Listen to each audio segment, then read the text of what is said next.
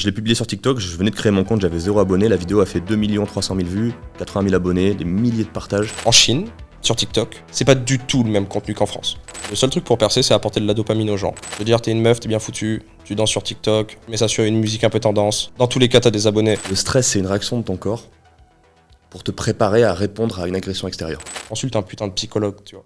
Bonjour et bienvenue à tous dans ce nouvel épisode. Aujourd'hui, je reçois Arty à ma gauche et l'homme de l'ombre en face, que nous nommerons Monsieur X ou Lucas, qui a gentiment accepté de participer pour venir alimenter de ses réflexions notre vaste débat.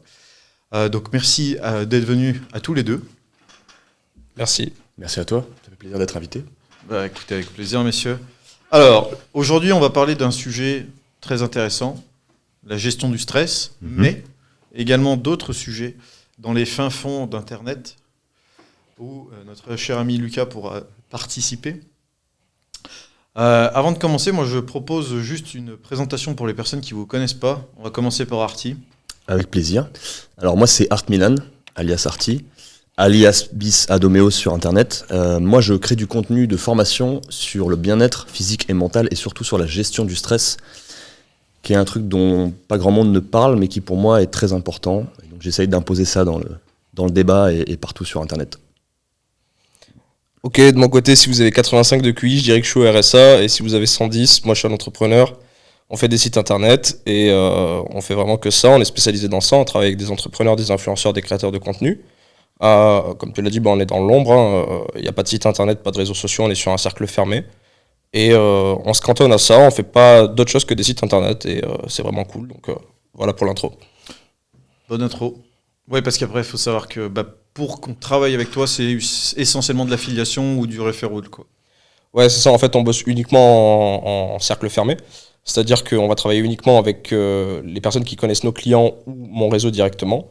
Et en fait, ça nous permet de filtrer. Tout simplement parce que de travailler avec tout le monde, c'est-à-dire que tu vas travailler avec des gens qui ne comprennent pas forcément ton métier. C'est-à-dire que c'est une perte de temps parce qu'ils ne savent pas forcément ce qu'ils veulent, etc., etc. Et c'est assez compliqué. Donc, on a pris la décision de travailler uniquement en cercle fermé depuis le début. Et c'est ce qui nous permet de filtrer et de faire qu'en fait, tous nos clients ont la même vision que nous. Et ce qui nous permet en fait de faire des projets incroyables et d'avoir des rendus complètement fous où nos clients sont super satisfaits. Donc, ouais, c'est un filtre naturel qu'on a préféré faire. Bon, on va commencer avec le premier sujet. Comment les nouvelles technologies changent aujourd'hui les codes de consommation? Tu veux dire les codes de consommation de contenu? Ouais, parce que toi, tu es l'un des premiers concernés, vu que tu fais de la gestion du stress. Ouais. Et toi, tu es un deuxième concerné, et moi également, parce qu'on est tous les deux à la fois créateurs de contenu pour ma partie, et toi, créateur de valeur aussi sur tes sujets. Déjà, quand tu dis les modes de consommation, tu veux dire la façon dont on se distrait, dont on consomme du contenu pour se distraire, du contenu distrayant, ou tu parles de contenu éducatif, tu parles de quoi exactement? Peu importe, il n'y a pas de... Ok. Tu l'interprètes comme tu veux. En fait, les nouvelles technologies permettent à la fois l'accès facilité et l'abondance, mais l'abondance, elle est à double tranchant parce que qui dit abondance dit accès facilité à peu près tout ce qu'on veut, mais dit aussi abondance, surabondance de contenu, donc difficulté à discerner ce qui est vraiment utile de ce qui ne va pas nous avancer à grand chose. Donc ça devient compliqué de faire le tri et on est surchargé en fait. Et ça génère du stress, ça génère de la suractivité mentale et de l'épuisement.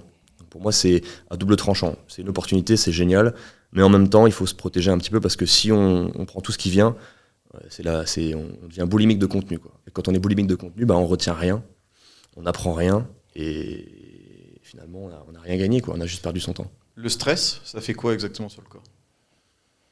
Alors, pour répondre à cette question, il faut d'abord que je revienne sur la définition de base du stress parce que souvent, c'est mal compris. Le stress, c'est une réaction de ton corps pour te préparer à répondre à une agression extérieure. Et une agression extérieure, ça peut être quelqu'un qui cherche à t'agresser, ça peut être une voiture qui manque de t'écraser, ça peut être du bruit, ça peut être des températures extrêmes, ça peut être trop de sollicitations mentales. Tout ça, c'est du stress. Et chacun a sa façon de réagir au stress. Le stress, ça t'éveille, ça te met en éveil. Ça te met dans une situation où tu es capable de réagir. Donc en fait, le stress, par exemple, c'est indispensable pour un entrepreneur, pour n'importe qui bosse qui veut être dans l'action, le stress, c'est indispensable. S'il n'y a pas de stress, s'il n'y a pas de réaction de stress, tu fais rien. T'es apathique, t'es dans ton canapé. T'es une loque, en fait. Mais si tu génères trop de stress, t'es plus capable de te concentrer, t'es plus capable de mémoriser, tu n'es plus capable de prendre les bonnes décisions, et tu n'es plus capable d'être lucide et clairvoyant. Tu vois ? Donc tu fais des erreurs plus vite. Bah, tu es susceptible de faire des erreurs, tu es susceptible d'avoir un manque de discernement et donc de faire confiance aux mauvaises personnes, ou de pas retenir ce que tu vas apprendre, de pas retenir le contenu que tu auras pris du temps à consommer, tu vois. C'est pour ça que moi je travaille sur la gestion du stress et que je dis qu'il faut faire attention à pas générer trop de stress pour que le temps et l'énergie que tu vas consacrer à apprendre, à te former, à créer, etc., il soit rentable, il soit bien investi. Parce que si tu passes 3 heures à consommer du contenu, à faire du multitâche, à être vraiment dans un état de suractivité mentale, au final, tu auras juste été surstimulé, tu auras eu un petit pic d'adrénaline, mais tu n'auras rien appris, tu n'auras rien construit. Et ça, c'est pour le court terme. Mais sur le long terme, ça amène quoi aussi ? Ah, bien sûr, ok. Ben, en fait, t'es comme un... Je vais te faire un parallèle. Prenons un moteur de voiture, un moteur à explosion, tu vois, il y a un compte-tours. Si tu roules en sur-régime, tu vas délivrer de la performance, de la puissance, donc peut-être que tu vas rouler plus vite et parcourir plus de distance, mais si tu roules en sur-régime pendant longtemps, tu vas t'user. Et si tu es en voiture et que tu roules en sur-régime pendant 2 heures, le moteur il va chauffer, et soit tu fais une pause, à un moment tu t'arrêtes complètement, soit le moteur il va finir par exploser en fait, parce qu'il sera trop chaud. Bah, toi c'est pareil. Si tu fonctionnes, c'est trop chaud, exactement. Si tu fonctionnes en sur-régime pendant trop longtemps, tu vas t'user prématurément, et tu vas arriver dans un état de burn-out où en fait tu seras forcé de t'arrêter complètement. Ton corps va pas te laisser le choix que de t'arrêter complètement, et donc pendant une longue période, plus ou moins longue en fonction de comment tu traites ça, tu pourras rien faire. Donc il vaut mieux rouler, il vaut mieux fonctionner dans un état de stress optimal pour être capable de durer dans le temps, tout en étant suffisamment performant, tu vois. Cognitivement ou physiquement, ça dépend de quelles sont les sollicitations, quels sont tes besoins. Et on a tendance, souvent, à partir en roue libre et à monter dans des niveaux de stress très élevés où on se rend pas compte, mais en fait on se fait énormément de mal sur le long terme. Et comme on a aujourd'hui tout un tas de stimulants type caféine, dans le Red Bull, dans le café, dans tout ce que tu veux, alcool, jeûne intermittent, les écrans, etc., pour se tenir et réveiller, on s'en rend pas compte. On est un peu coupé de nos sensations, de nos émotions, on se rend pas compte qu'en fait on est en zone rouge depuis longtemps. Et on se fait du mal. Ok. Comment tu gères le stress, toi, dans ton taf ? Déjà, est-ce que t'es stressé ? Déjà, c'est la première vraie question. En fait, il y a des études où, j'ai pas forcément les chiffres, mais les entrepreneurs ont beaucoup plus de stress que la moyenne. Et ça, c'est un fait. Moi, déjà, le premier truc par rapport au stress, en fait, il est très simple. Et c'est un conseil que je donne beaucoup en consulting aux entrepreneurs, c'est consulte un putain de psychologue, tu vois. Et ça, c'est un sujet putain de tabou parce que, c'est pas forcément d'actu. Et puis, la psychologie, c'est quelque chose de très nouveau, mais moi, la première chose, c'est que j'ai un psychologue incroyable. Donc, en fait, sur tout l'aspect personnel, spirituel, et sur la connaissance de moi, j'ai un très bon psy. Donc, déjà, je suis accompagné sur ça, et ça me permet de beaucoup mieux le gérer. Ensuite, j'ai une activité qui me plaît de fou, en fait. Et donc, ça te limite beaucoup. Donc, en cumulé, un bon psychologue, une activité qui a du sens pour toi, je pense que ça limite beaucoup le stress. Après, on est tous stressés, hein. Je veux dire, à des moments de notre vie, à des grands moments, mais le stress est bon. Et ce serait complètement fou de ne pas le ressentir. Parce qu'en fait, tu serais juste un psychopathe et tu serais complètement décalé de la réalité. Donc, on a tous du stress. Mais je pense que les 2 grands principes, c'est avoir un bon psychologue, faire un truc que t'aimes, et ne pas avoir de process trop compliqués aussi. Parce que moi, je vois beaucoup d'entrepreneurs qui ont plein de process. Tu vois, qui ont des trucs. C'est un message caché pour moi, ça. Non, mais si. Mais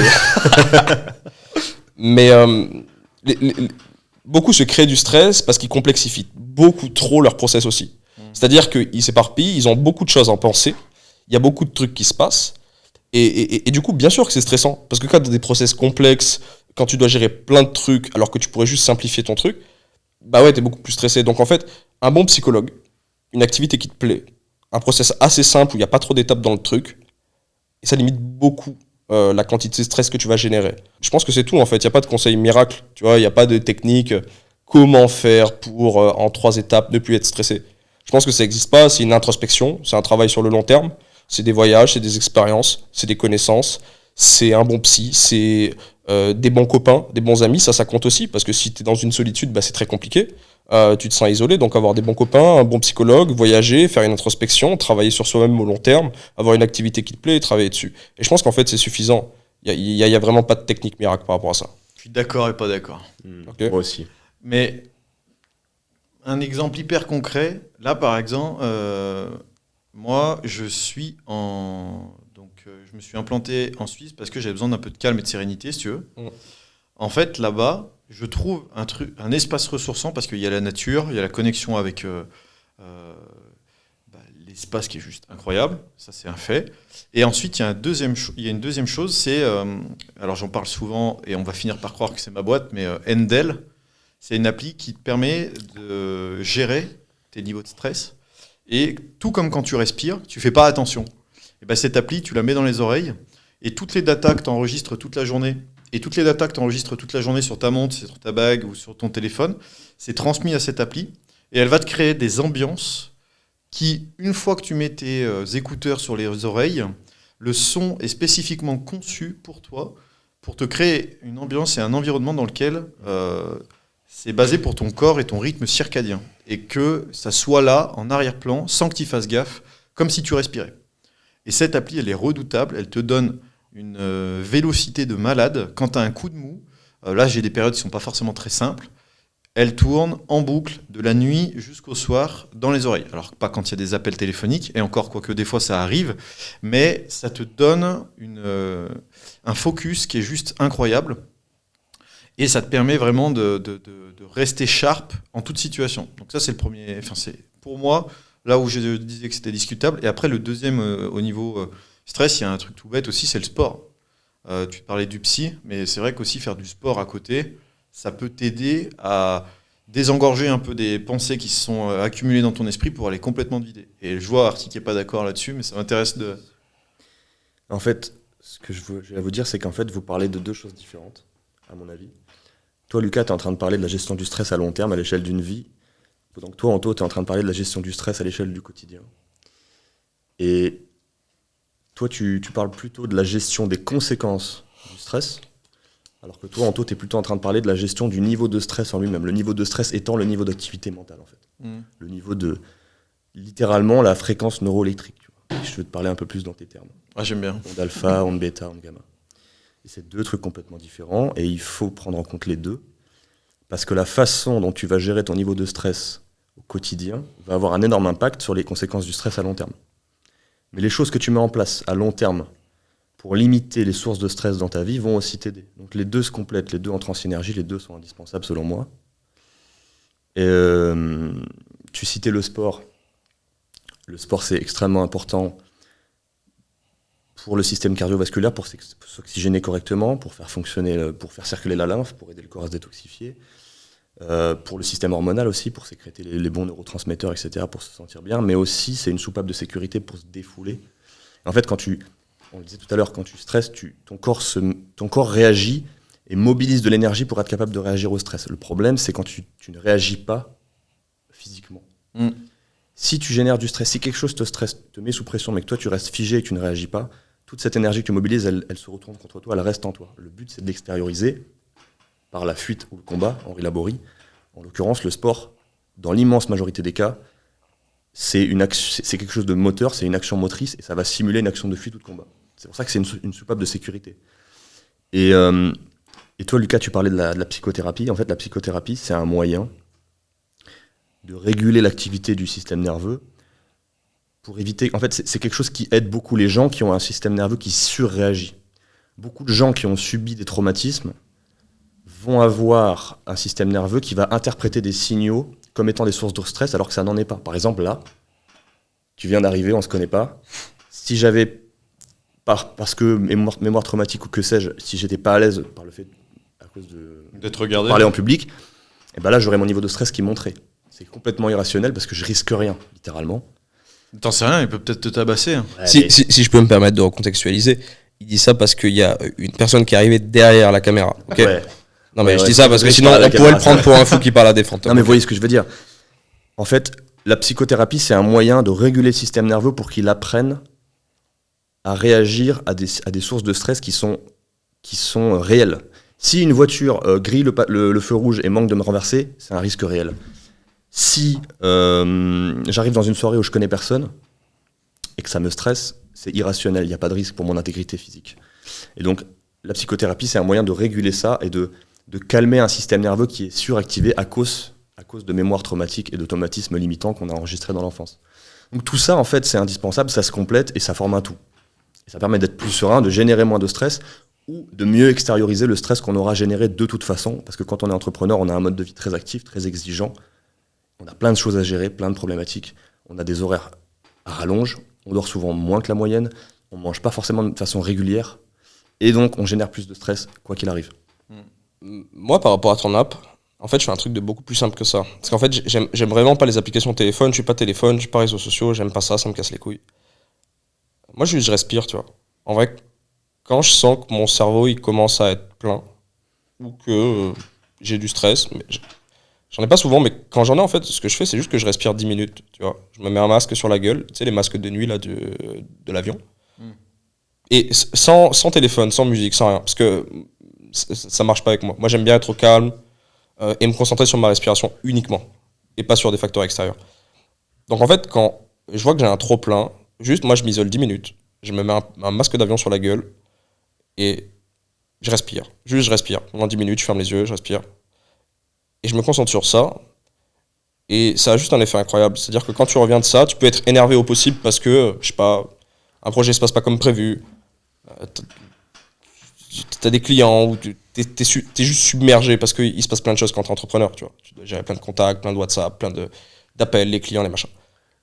Et dès que t'es plein, juste tu vas dans ta chambre, 10 minutes, tu te poses, ton masque d'avion et tu respires. C'est mal parti pour finir cette phrase. Dès que t'es plein, tu vas dans ta chambre. Dès que t'es plein, ouais, je parle du cerveau. Ouais. Mais et juste tu respires et moi ça marche. J'aime pas trop le concept de mélanger la technologie pour optimiser le fait d'être moins stressé. Après c'est très personnel, mais on est à la limite du transhumanisme en fait. Dans le sens où suivre des musiques, suivre des apps, suivre des gens, suivre des gourous, etc. Je sais pas si c'est vraiment fonctionnel à long terme, voire même à moyen et court terme. Je pense juste qu'il faut se recentrer sur soi-même et se connaître assez.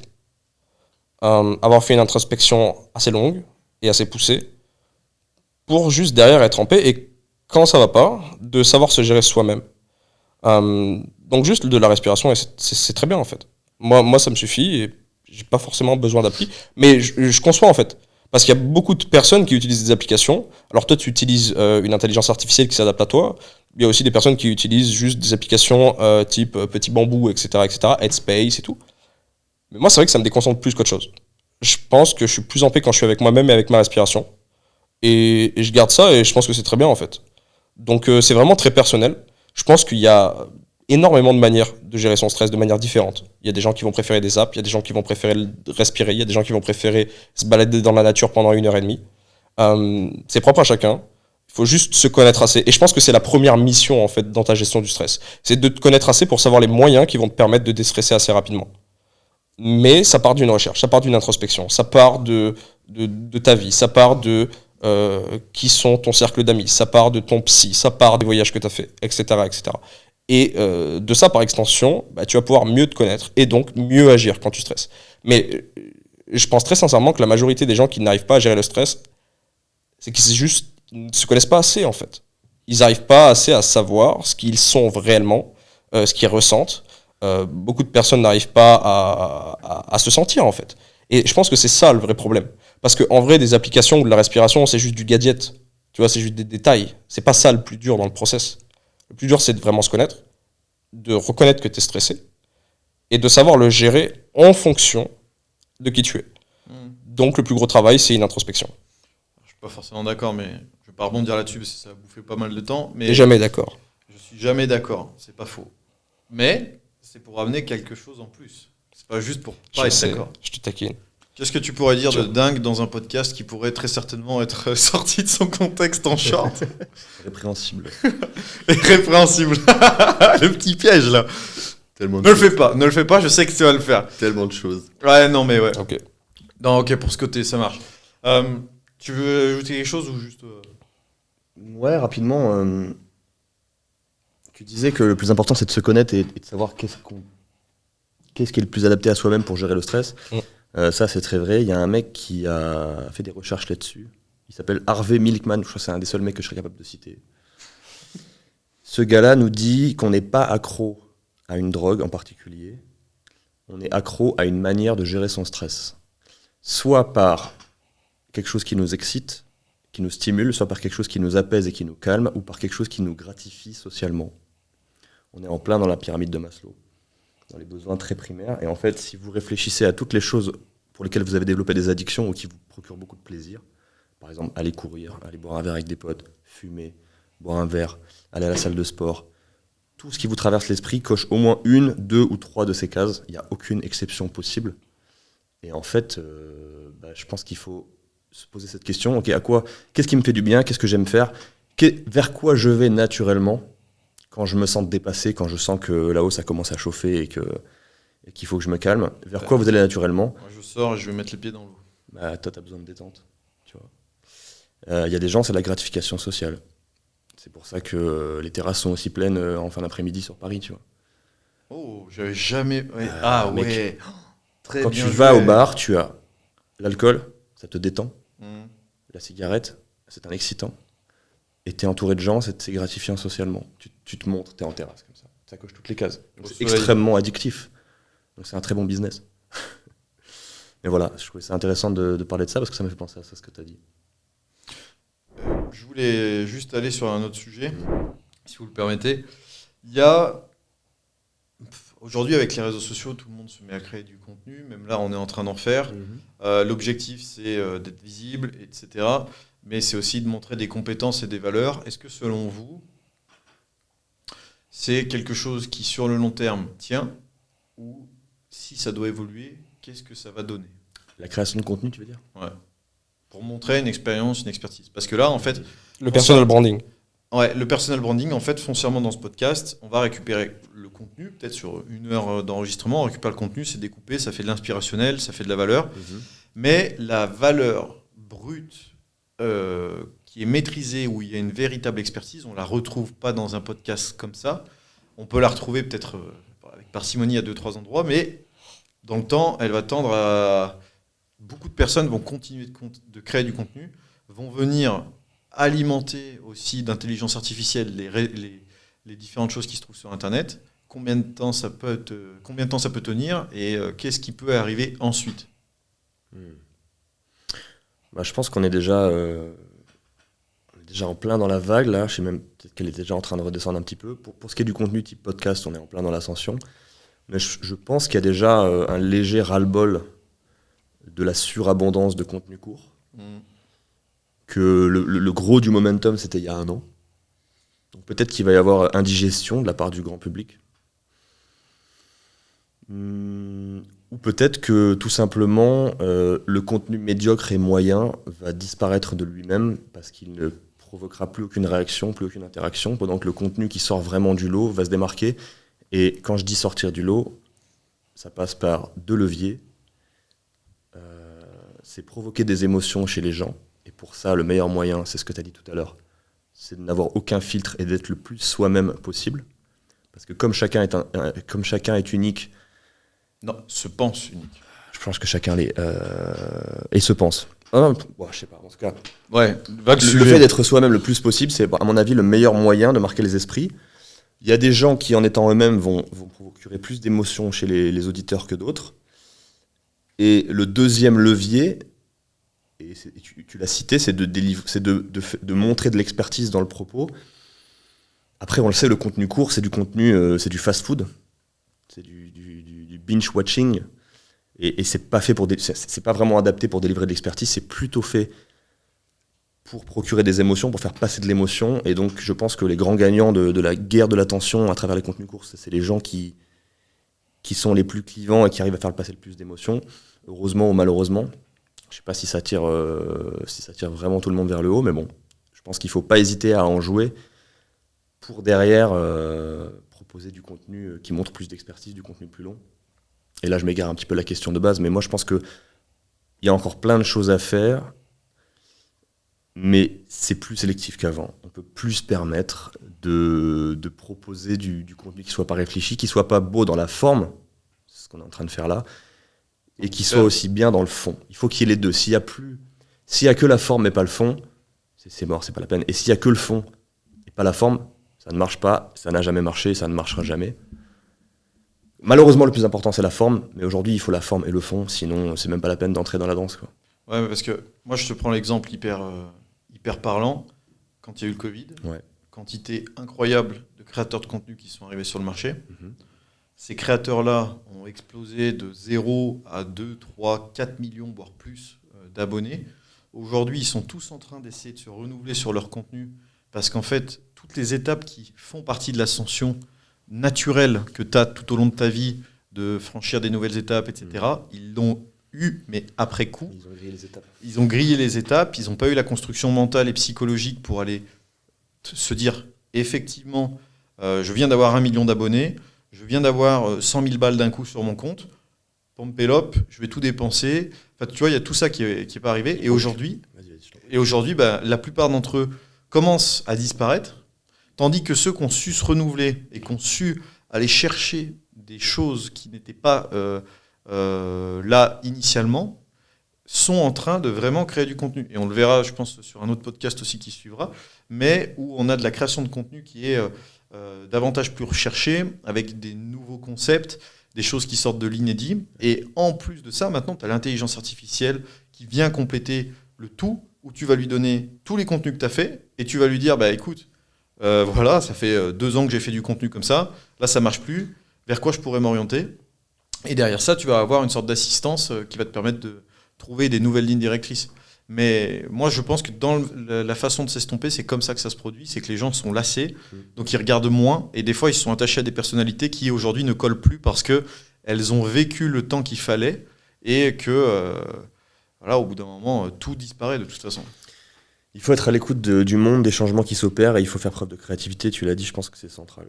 Il faut jamais se reposer sur ses acquis, sur ses lauriers, il faut jamais tomber dans l'excès de confiance. De toute façon, l'excès de confiance, c'est notre pire ennemi. Mais c'est une super porte d'entrée pour les opportunistes. Oui, c'est vrai. Il faut être à l'écoute des nouvelles tendances, et il ne faut pas hésiter à prendre des risques pour essayer de provoquer, de créer de nouvelles tendances. Parce que je pense que ceux qui profitent le plus de tout ça, c'est ceux qui arrivent à impulser des nouvelles tendances. Après, il y a ceux qui les suivent, mais peu d'entre eux arrivent à sortir du lot, à mon avis. Et toi ? Honnêtement, les gars, moi, je suis pas du tout d'accord avec vous. Dis-nous. En fait, je pense qu'en 2023, le teubé moyen, il peut encore tout péter sur TikTok. Le teubé moyen peut encore tout péter sur TikTok. Oui, mais c'est pas ce qu'on a dit. Mais parce qu'on dit, vous êtes en train de dire, on est sur une ère où maintenant il faut avoir du contenu un peu plus qualitatif pour machin, etc. Ou créatif. Mais non. Je veux dire, t'es une meuf, t'es bien foutu, tu danses sur TikTok, tu mets ça sur une musique un peu tendance. Dans tous les cas, t'as des abonnés. Donc en fait, non, on n'est pas du tout sur une ère où la créativité est obligatoire pour maintenant faire des likes. On est sur un algorithme nouveau, quoi qu'il arrive, encore maintenant, où en fait, tu peux faire n'importe quoi, un truc qui n'est pas forcément créatif et qui n'apporte pas de valeur, et quand même avoir beaucoup de monde. Tu fais une chorégraphie TikTok sur une musique qui est d'actualité, et tu perces. Ouais. Et c'est tout, en fait. Et c'est toujours d'actualité. C'est comme ça que tu avais percé, toi. Tu avais fait une petite danse. Exactement. Non, mais ce que tu dis là, c'est vrai quand tu cherches à faire de la distraction. Si tu cherches à faire de la pédagogie, à délivrer de l'expertise, ce que tu dis là, ça s'applique pas. Parce que si tu perces avec une danse et qu'après tu veux dire à tes followers qu'en fait tu es capable de leur enseigner quelque chose, de leur apporter une vraie valeur, ils vont pas te prendre au sérieux. Bah, si tu fais du consulting en danse, si. D'accord, ouais, effectivement. Tu vois ce que je veux dire ? Là, on est dans la créativité. Là, on est dans l'opportunisme. C'est un switch malin. Ouais. Mais aujourd'hui, si tu fais du contenu qui stimule les bas instincts, effectivement, tu peux toujours percer, il sera toujours possible de percer. Là, on est d'accord. Facilement. Tu peux percer tout simplement. En fait, la règle, elle est simple. Le seul truc pour percer, c'est apporter de la dopamine aux gens. Fin. Tu peux faire ce que tu veux. Hein. Tu peux danser, tu peux mettre de la musique, tu peux apporter du contenu, tu peux être divertissant, tu peux raconter des histoires. Le seul truc, c'est de la dopamine. Si le mec, en regardant ta vidéo, ça lui procure de la dopamine et que son cerveau, il fait tilt, il va te suivre et tu vas gagner des abonnés. Donc, en fait, c'est juste une histoire de dopamine. On n'est pas encore dans une ère sélective et je sais même pas si on arrivera un jour à une ère sélective parce que je pense que la société veut parce que j'aimerais recontextualiser un truc. J'ai appris un truc récemment. Moi, je suis pas du tout sur les réseaux, mais je suis quand même, parce que il faut. En Chine, sur TikTok, c'est pas du tout le même contenu qu'en France et qu'en Europe. En fait, en Chine, c'est un contenu uniquement pédagogique. C'est-à-dire que toutes les danses bizarres ou tous les trucs un peu sexuels, ça n'existe pas, en fait, sur leur feed TikTok. Et là, il y a d'autres choses. C'est juste que là, c'est purement politique aussi. C'est une arme. En gros, c'est une arme. Et bien sûr qu'on est en train d'affaiblir. On est en train d'affaiblir. Moi, sans partir dans une théorie du complot ou quoi que ce soit, moi, je pense que la Chine avait prémédité ça. Et dans leur algorithme, c'est dit, on va rendre teubé l'Europe et les gens qui sont en face de nous. C'est quelque chose de réel. Hein. Moi, je pense, tu vois. Parce que si là-bas c'est un contenu pédagogique et que chez nous c'est un contenu très sexualisé, parce que c'est ça hein, en vrai TikTok, c'est très sexuel, c'est très high dopamine, etc., etc. Donc on est sur quelque chose de très différent, mais je pense qu'en Europe on sera jamais touché par le fait de devoir être créatif pour pouvoir percer. Je pense que ça va perdurer pendant des années. Je pense que ça va rester comme ça et que c'est quelque chose de voulu, de manière volontaire. On fait péter des gens qui ont aucun talent et qui font de la merde en vrai.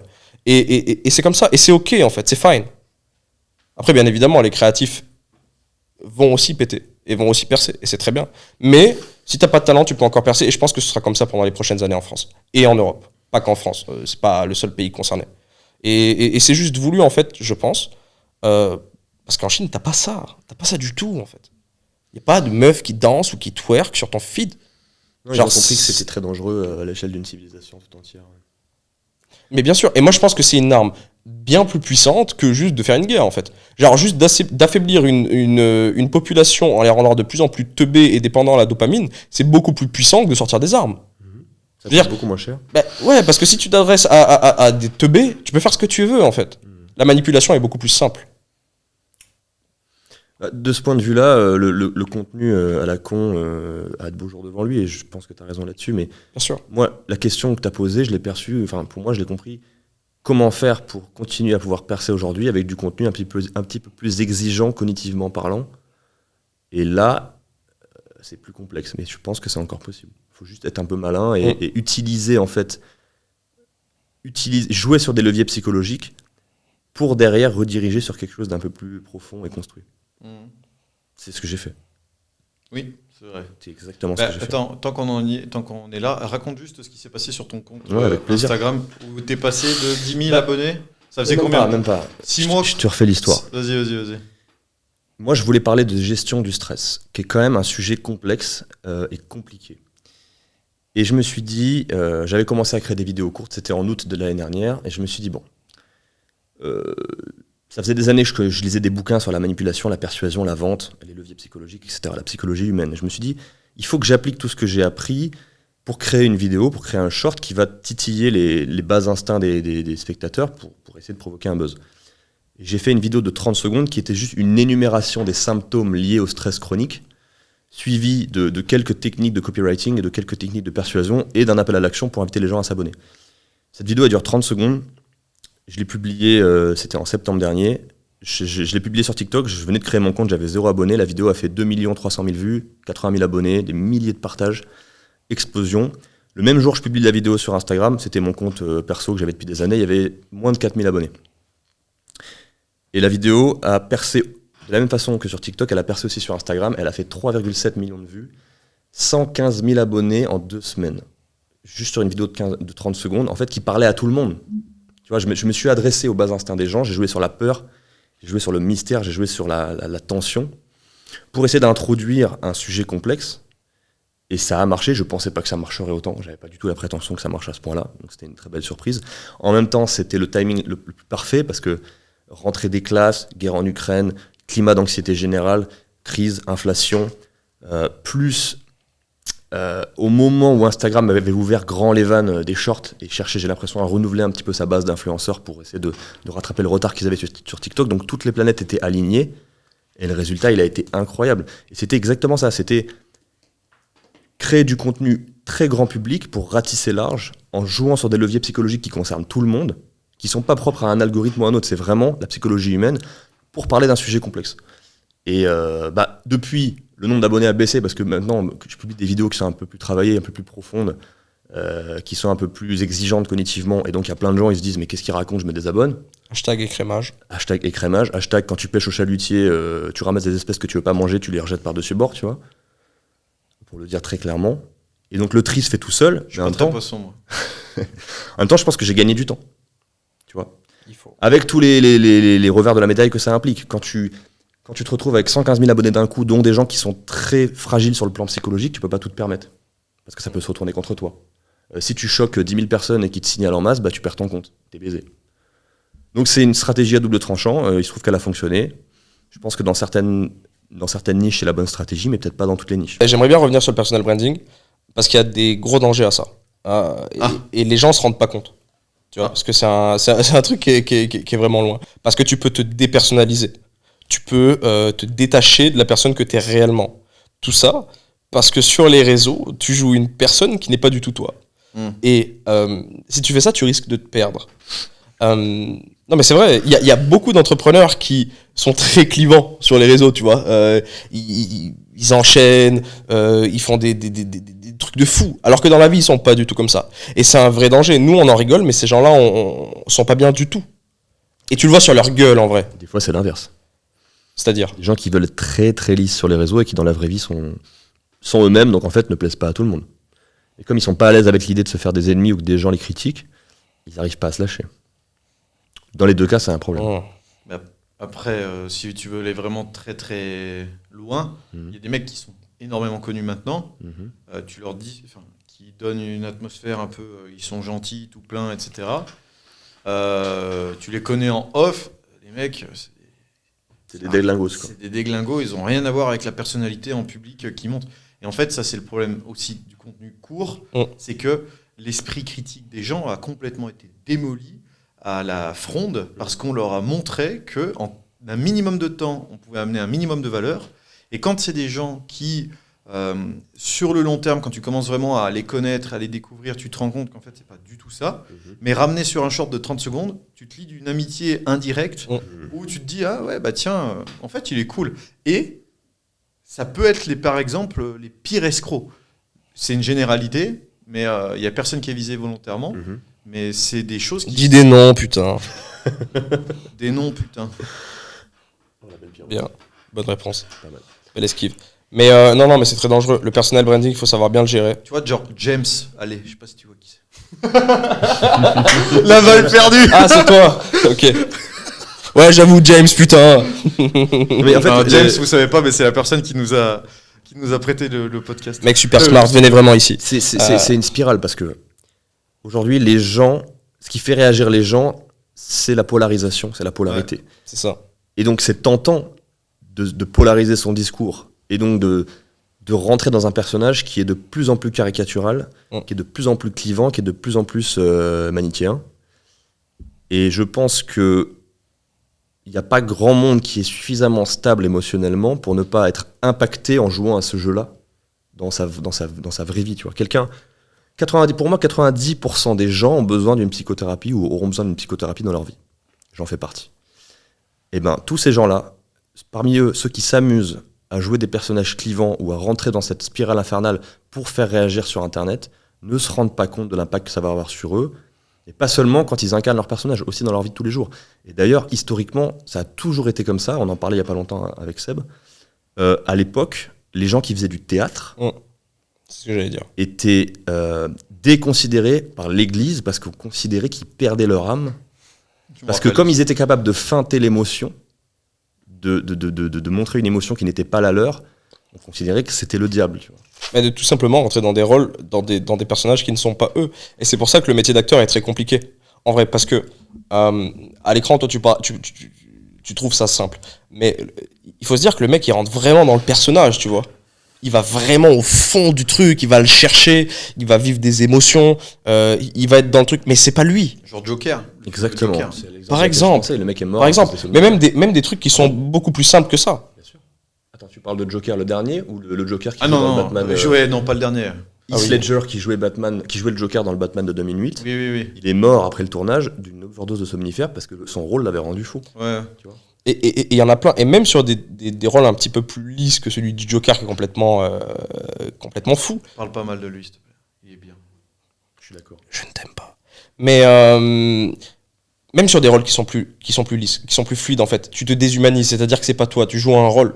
Et à force d'enchaîner le jeu de rôle, bah, tu peux te perdre. Et il y a beaucoup d'acteurs qui sont complètement perdus et déconnectés de la réalité. C'est pour ça qu'il y en a beaucoup qui sont sous drogue. C'est pour ça qu'il y en a beaucoup qui finissent très mal. Parce qu'en fait, tu te perds complet.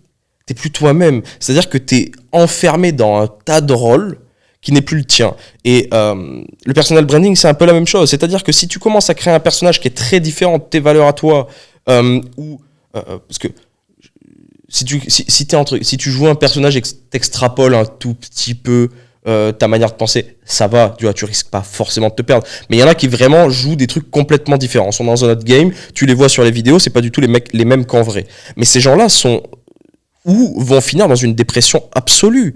Parce qu'en fait, c'est complètement se perdre. Tu sais plus qui t'es, tu sais plus comment t'identifier en fait, parce que tu sais plus si tu dois être le personnage, la personne, avec qui, comment, etc. Et donc c'est très compliqué, c'est les dangers du personal branding, il faut faire très attention à ça. Et moi tu vois, volontairement c'est pour ça que j'y suis pas aussi. Parce qu'en fait c'est un jeu dangereux, tu peux être tenté. Attends, je me permets de rebondir. Moi il y a un truc là-dessus. Ouais. Après tu sais, moi j'ai eu l'accident et tout, ça a changé pas mal de choses. Pour autant, ça enlève rien que je sois devant une caméra, que je ne sois pas ou autre. Il y a quand même il y a un aspect psychologique sur les émotions, sur les façons de les interpréter, etc., qui fait que ça peut aussi être propre à chaque personne.